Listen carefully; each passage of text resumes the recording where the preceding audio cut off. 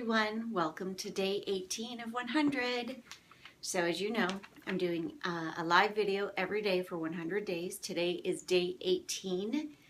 Today is awesome. Today's going to be one of those ones where I'm preaching a little to you, okay?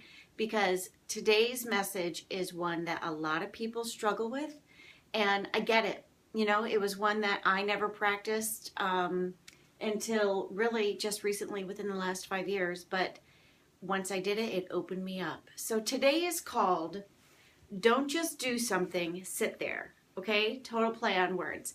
I'm not going to read the whole thing to you, but I'm going to share some of it with you. So I'm just going to share it with you. For a long time, all by yourself, sit quietly, absolutely alone. Completely relax and don't allow the television or the music or any music to be on. Just be with yourself. Watch for what happens. Feel your sense of belonging to the silence. Observe insights starting to appear. Observe your relationship with yourself starting to get better and softer and more comfortable. Sitting quietly allows your true dream life to give you hints and flashes of motivation. Hey, you. In this information-rich, interactive, civilized life today, you are either living your dream or living somebody else's dream. And unless you give your own dream time and space that it needs to formulate itself, you'll spend the rest of your life simply helping others make their dreams come true. All of man's troubles stem from his inability to sit alone quietly in a room for any length of time. Notice in this quote that it basically says that all of your troubles. It didn't say that some of man's troubles are solved, but all of them. So, you know, I think it's one of those things, you guys, where so many times we're told to meditate or to be alone with your thoughts or to journal, and it's the simplest thing, but we live in a culture where we are constantly bombarded with information. And we're constantly at the mercy of Google. If there's something we need to figure out or whatever, instead of praying about it or meditating about it or getting alone and figuring out what you already know, we Google the answer. I mean, Google's amazing, don't get me wrong. I mean, half of my illnesses and diagnoses come from Google. But my point is, you know, it's kind of like what Glinda the Good Witch said to Dorothy in The Wizard of Oz, that, you know, you've had the answers all along. It's just a matter of, are you asking the questions and are you getting alone with yourself and with your thoughts? I mean, think about this. If you're in a room full of people and your child is repeatedly asking you a question, you know, hey mom, can I blah, blah, blah, can I blah, blah, blah, and there's volume and there's chaos, you're never going to be able to help your child with what it is that they need because they cannot communicate through the chaos. You're the same way. If you don't turn the world off and prioritize yourself, you're never going to know what you're thinking. And if you don't know what you're thinking, you're never going to know what your answers are. I'm going to keep reading because, like I said, I could preach on this one. Let's see. Oh, this is a good part. This is a really good part. So, in a lot of the author's seminars, he goes on to say that in his seminars on motivation, inevitably a person will ask, why is it that I get my best ideas when I'm in the shower? And I just think this is a brilliant response. And the author then asks the person, when else during the day are you alone with yourself without any distractions? If the person is honest, the answer is really never. Great ideas come to us in the shower when it's the only time in the day that we're completely alone. No television, no movies, no traffic, no radio, no family, no talkative pets, nothing to distract our mind from conversing with itself.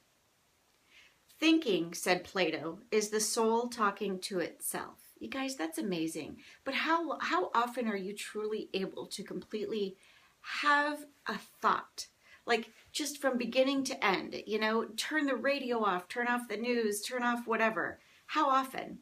The truth is that the only real motivation we ever experience is self-motivation, and that it comes from within us.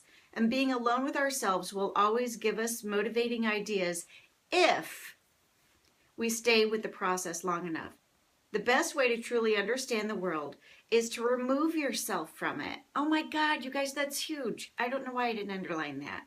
The best way to truly understand the world is to remove yourself from it.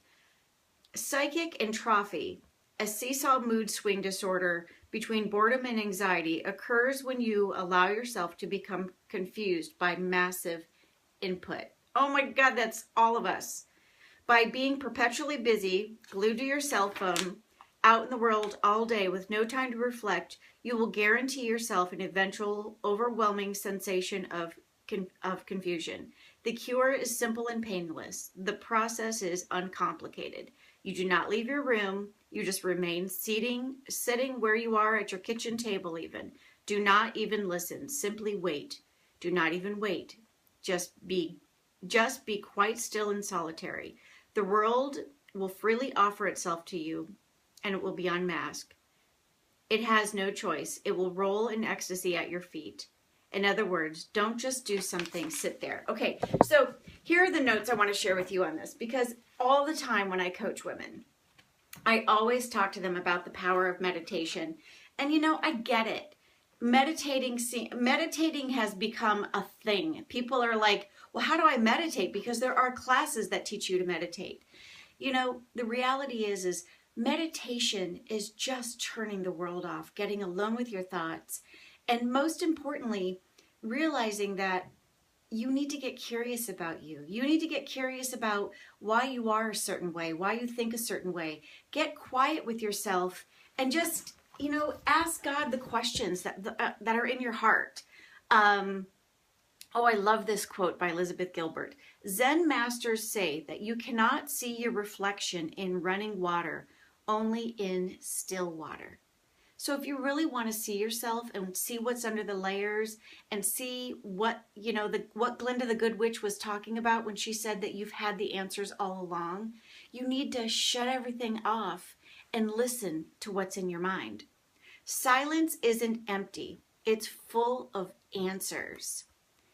If you feel lost or you feel out of control or confused, or even if you're unmotivated, which is incredibly poignant to what we're talking about, just get alone, get quiet with your thoughts.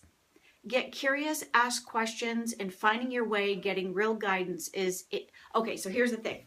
Getting real guidance in life is not in just asking the questions, but it's being smart enough to listen for the answers, you know? I mean, sure, we always pray to God and God, please do this and do that. How often are you listening to God to hear or to tell you what your part is in that? Okay?